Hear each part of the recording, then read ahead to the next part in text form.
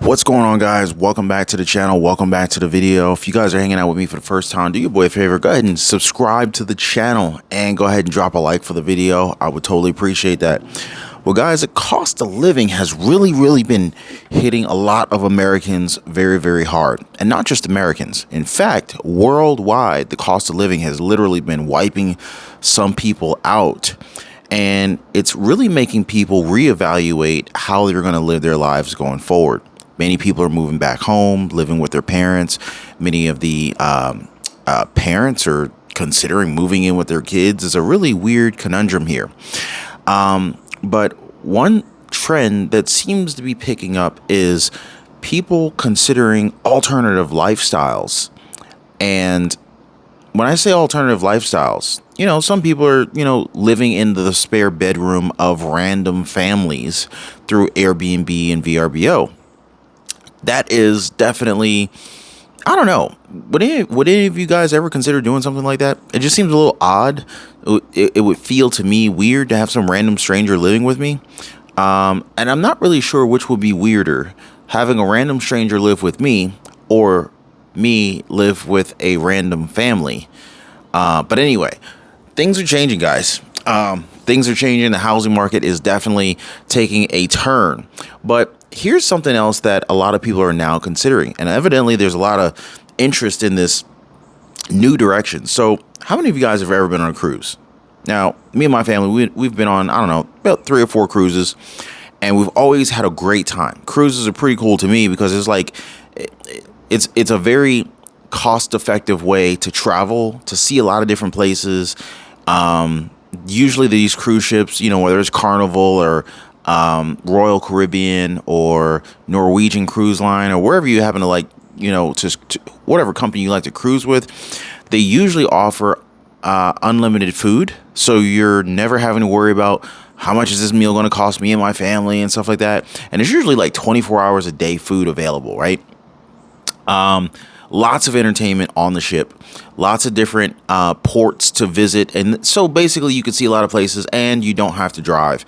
It's literally like, it's very cool if you've never done it before. Drop me some comments down below if you guys have ever cruised before. Well, what would it be like to live on a cruise ship?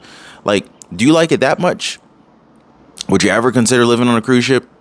Well, we're now at a point where some cruise ship companies are allowing people to live on their cruise ships.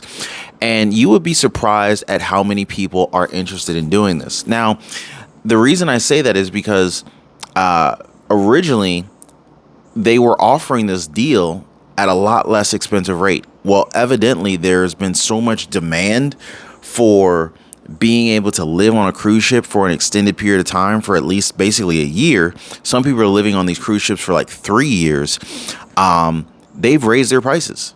So I'm like, it actually seems like it could be a value. Depends on where you live now, how much you spend at the current time, and what kind of lifestyle you are looking to live going forward, right? So anyway, Life at Sea Cruises, they announced plans for a 3-year world cruise that's going to cover 130,000 miles, and it hits all 7 continents and 135 countries. So they made this available earlier this year, and basically they acquired some newer vessels, and these newer vessels can accommodate more than 200 additional passengers. Now, think about it. How much do you spend a year in rent, in utilities, property taxes, HOA fees, food? What other expenses do you have with your house? Cable, internet? Like, you got a lot of expenses.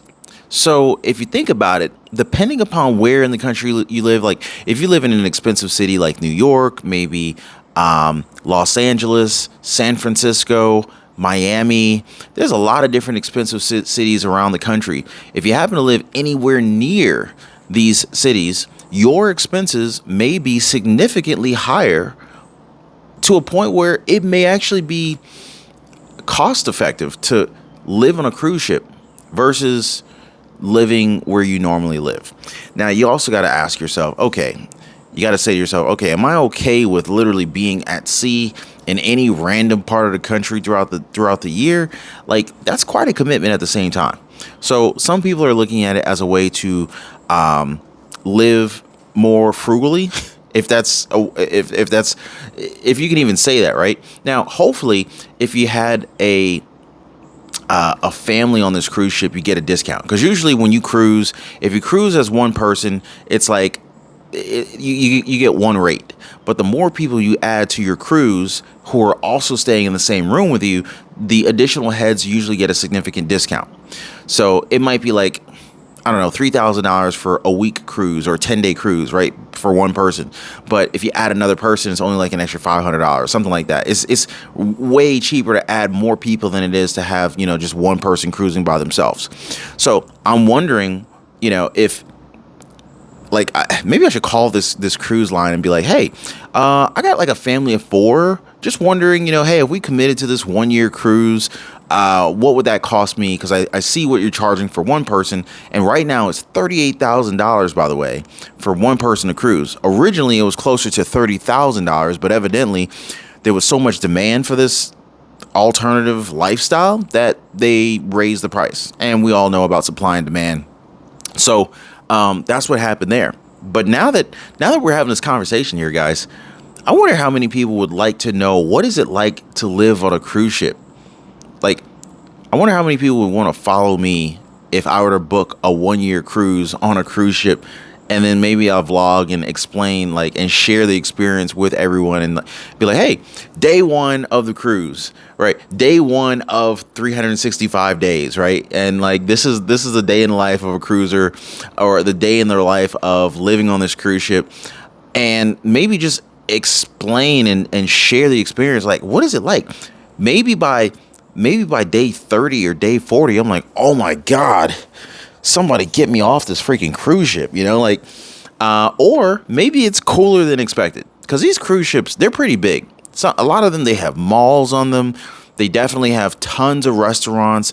There's shopping, but then again, shopping is, if you there's one thing to browse, but if you go through the shops and you end up spending money, now you're kind of like negating the savings benefit aspect of taking this cruise ship up on this particular offer, right? Like, the economical benefits of being on the cruise ship are negated if you start blowing your money on, expensive handbags and all sorts of other whatnot that you might pick up when you go shopping. So, anyway, I'm one person that I can usually browse and not buy. So I could use that as a form of entertainment.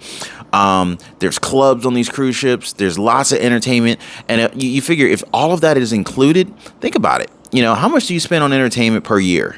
How often do you go out for entertainment? How often do you go out to restaurants and stuff like that? So if you add all that up, and you total all of that up, all your living expenses, and if you can work remotely, that would mean that you could technically work from a cruise ship, because my brother actually just got back from a cruise, and he sent me it was a screenshot from, actually, he recorded his screen.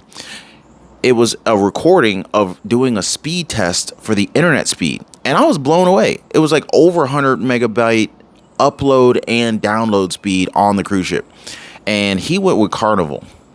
So that was pretty impressive. I didn't think that you could get internet speeds that fast in the middle of the freaking Atlantic Ocean, so pretty cool. But wanted to get some feedback from you guys. Like, what do you guys think about this type of lifestyle? Would you ever entertain something like that?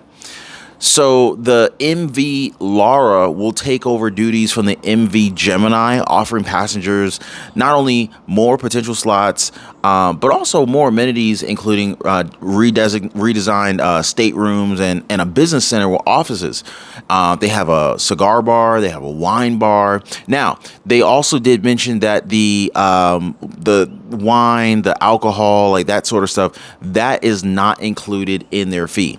So, if you think you're going to get, if you're going to take it to the head every night and get smashed at the bar, that will cost you a little bit extra. So not really sure how much they're charging for those adult beverages, but usually they have like some kind of, alcoholic package or whatever, if that's something that you're interested in, right?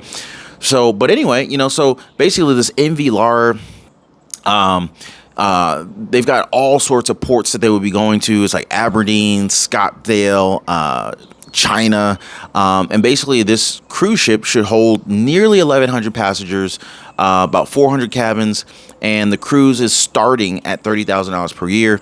And if you really want like nice, really like higher end amenities, maybe be on a higher floor, maybe have a balcony, things like that, you probably be closer to that $41,000 per year mark.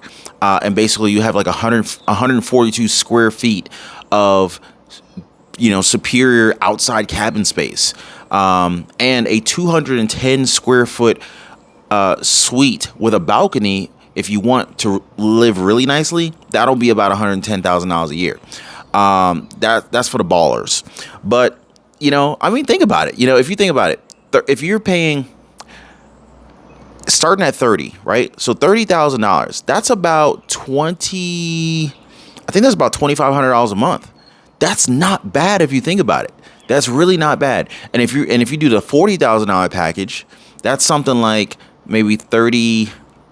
Is that about $3,300 a month? I think that's about $3,300 a month. So let me know, guys. Let me know what you guys think. I know that this is a little bit of an outlandish kind of conversation compared to what we normally talk about. But, given the cost of living and everything like that, the housing state of the housing market, the fact that rents are going up, the fact that there are still a lot of work from home and remote work opportunities that allow people to like work from anywhere. Would you consider doing that? Would you consider doing that if you could comfortably afford that stay for you and your family? Let me know if you do it. Holla at me in the comments below.